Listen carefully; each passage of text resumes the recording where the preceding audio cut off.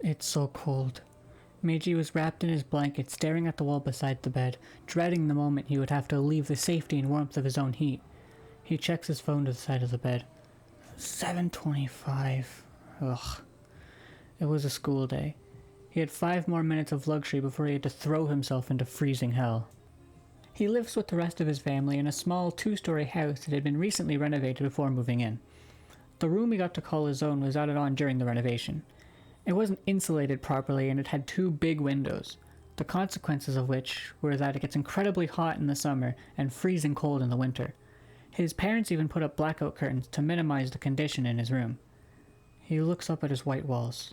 They've been covered with anime scrolls, pictures, and shelves of figures of his favorite series, movies, and games. A lot were cute anime girls.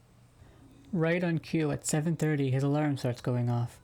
He finds the alarm he put on his phone embarrassing if others hear it, which trained his body to wake up before his alarm to shut it off as soon as it starts. If he lived alone, he wouldn't mind letting it go on for a while. Meiji is a big fan of VTubers, so he found a clip of one of his favorites lightly encouraging you to wake up. The part he finds embarrassing is the fact that it's a guy with a deep, sexy voice.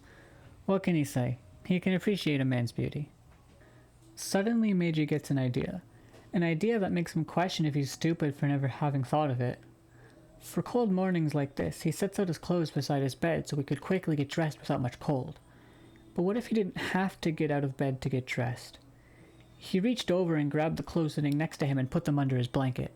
After 5 minutes, he was out of his pajamas and in his fresh, clean clothes. Then he finally is able to leave his sanctuary of heat.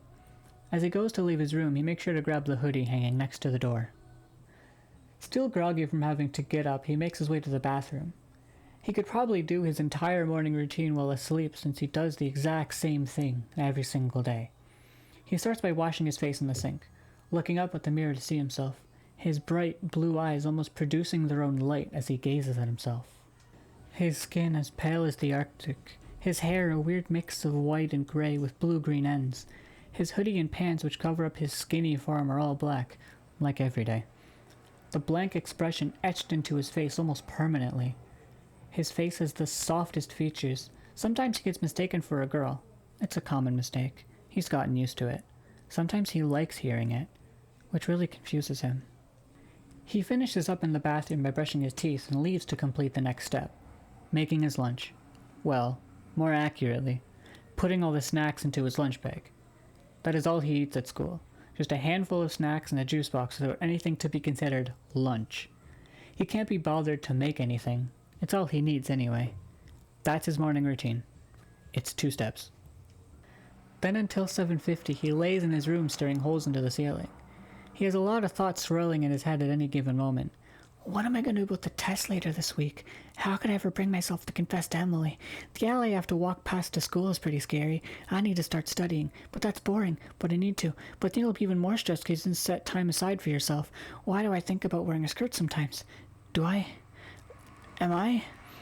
It's a constant shifting amalgamation of thoughts fighting for control of the front, but one never stays long enough for him to stop worrying about it, let alone be resolved. As he's basking in his anxiety, his alarm goes off again, signaling that it was time to leave.